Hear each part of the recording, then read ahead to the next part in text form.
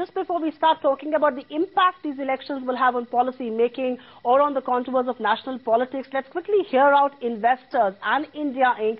talking about the possible repercussions of a verdict like this today. Things which may not happen is probably a push on multi-brand or the push on multi-brand retail FDI. But other things that I think don't require political approval should continue even without any significant change in political alignments. The centre would need ally like SP to be supporting it at the centre.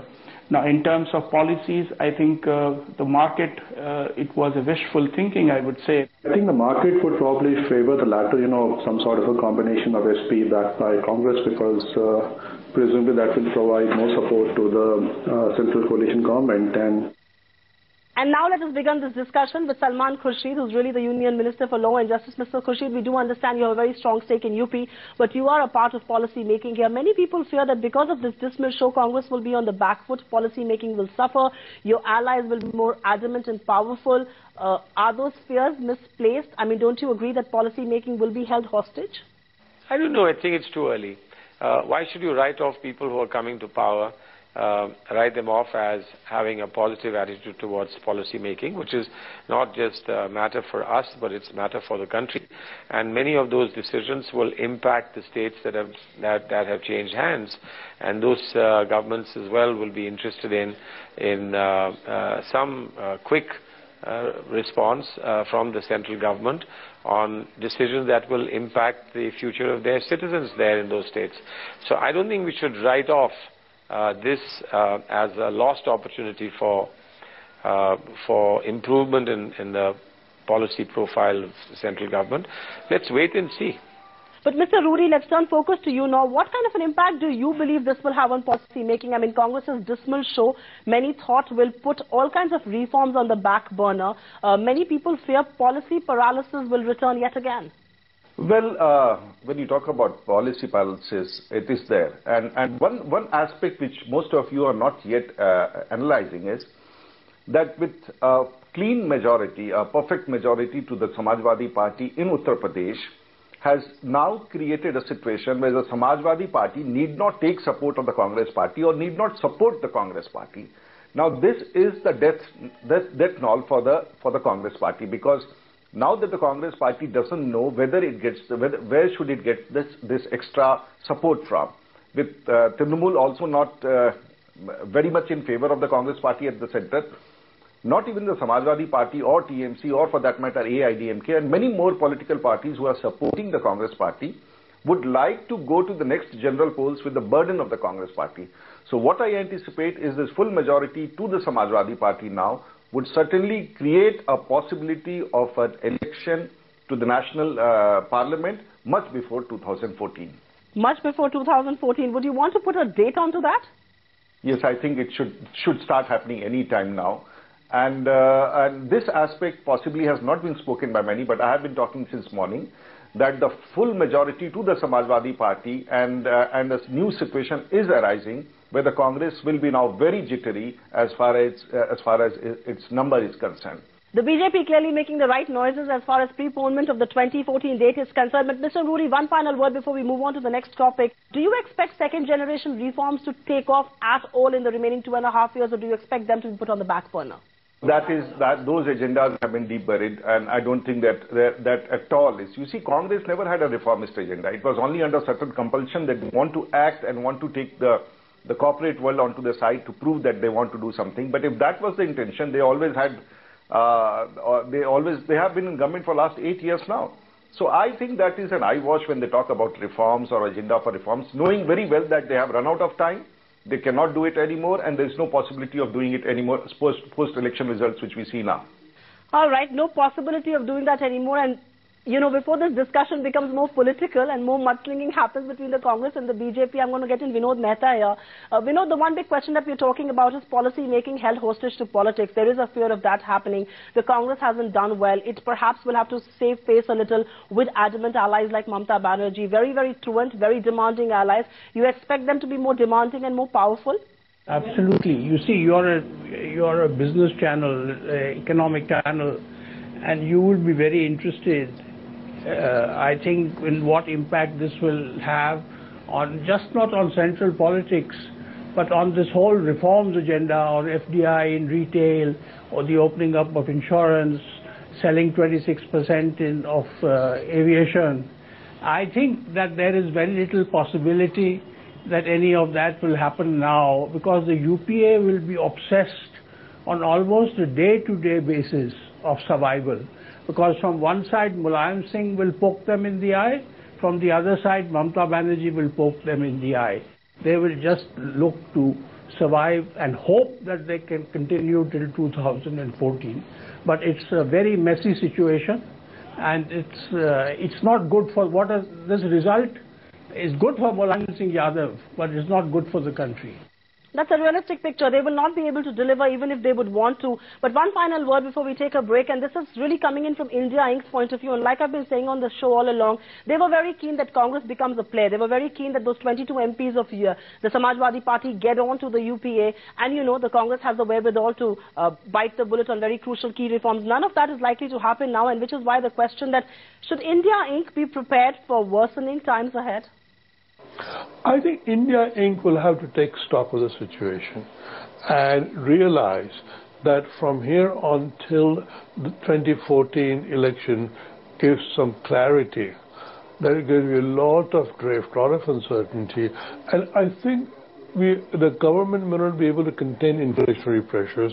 They will not be able to contain depreciation of the rupee, and I think the expectations would be downward revised as a result of what happened today. Vinod Mehta, expectations will be revised downwards even as far as India Inc. is concerned with the verdict that's out today, and not just in Uttar Pradesh but in the five state assemblies that have voted. A very quick question. Global investors really do not know what to do at this stage. There is neither the BJP that they can turn to, because the BJP has done as dismally. The Congress, of course, we know how badly they have done in Uttar Pradesh or in the states that matter. What does global investor do at this moment? Should they be betting on Maya and Mulayam? Perhaps not. I think they should wait. I think if they are confused, the country is also confused. Everybody's confused. So what they can do is wait. I mean, I can't provide any clarity, because nobody can provide any clarity, because you don't know which way things are going. So if you are a foreign investor, you have to be nimble, be on your toes, and just wait and see what you're going to do and where you're going to invest. But things, I mean, it's not a healthy, stable situation. It's an unhealthy, unstable, volatile situation, and they have to pick and choose where they want to come. Dr. Desai, do you believe that the budget session of Parliament can be held hostage to politics yet again, and the logjam between the government on one hand and the opposition and very adamant allies on the other could only worsen? Absolutely. The Congress has emerged weaker. The parliamentary logjam will continue, and the fiasco that we saw on the last day last year in the Rajya Sabha, when the whole Lokpal bill was scuttled. It was scuttled because the government lacked the numbers to pass it. That sort of logjam will continue because, as I was saying before, the number situation has not improved for the government at all as a result of these elections. And so they are going to be on the defensive all the time. All right, let's go to Mr. Rajiv Pratap Rudy at this stage and talk about the worsening logjam, because you are perhaps one party which can salvage it. Will you, as a responsible opposition, and we do know that the onus of policy making does lie on the government and they need to reach out, they need to blink first, but don't you think it's time for the opposition and the government to come together and legislate on key issues? I mean, there are so many important and crucial bills that are pending in Parliament for the last 3 or 4 sessions. Now you have asked a very good question. The first onus of support to the government is from the alliance partner, and before they do anything further, they should talk to Trinamool Congress. They should talk to their other alliance partners before talking to the opposition. And if they are unable to take through or take a call on issues which they want to do, or if they do not have the numbers, then they should quit. They should leave the government and allow an election to take place. They cannot be trying to play on the opposition, their incapacity to bring up the numbers. So I don't think this is a very valid point. They don't have the numbers. If they don't have the numbers, they don't have the support. They will not move any such reform bills.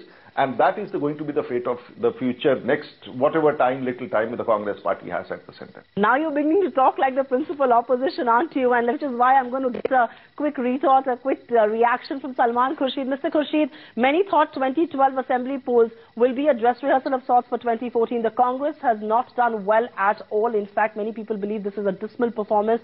Should the Congress be worried for 2014? Well, no. 2 years is a long time. 1 week is a long time in politics. And you will watch, you'll be around and we'll be around. You'll watch a few months later. And we'll be back for the next round of elections. And I'm sure after the results come next time, we'll be sitting here again, and hopefully we will be in a little better position and a happier position, and you will be less cynical. You are an eternal optimist, aren't you? And I wish I could partake some of that optimism, which I somehow can't manage to, at least not today. Vinod Mehta, a closing comment for you very quickly. The stage is set for 2014. We've seen how all parties stack up right now in assembly polls. How do you think this rally stacks up as far as general elections in 2014 are concerned? Well, things look very bad for the UPA and the Congress. But things don't look any better for the NDA. There is talk of the third front, which all these leaders have talked about, this non-BJP secular third front, which will include Jayalalitha, Mamta, Nitish Kumar, Mulayam Singh, Naveen Patnaik. What I think they will increasingly play a very large role, and you could even get a situation where your next Prime Minister may not come from any of the main two opposition parties, main national parties, but you could have a situation where somebody from Nitish Kumar or Naveen Patnaik could be propped up. But certainly looks very bad for the Congress and almost as bad for the BJP. On that note, we wrap up Battleground 2012 right here on ET Now. Gentlemen, thank you very much and appreciate you being on ET Now with your thoughts and perspective. One thing is certain, India has voted yet again and voted very decisively. Whether it's the storming of the cycle in Uttar Pradesh or the coming back of the Akali, much to everybody's surprise, in the Punjab, in an unprecedented incumbent coming back, India has decided what it wants, and perhaps the tone has been set for 2014. The fact is that UPA has much to worry about, but so does the principal opposition, the BJP, which hasn't really done well on its own either. It's been a pleasure being with you on this very special edition.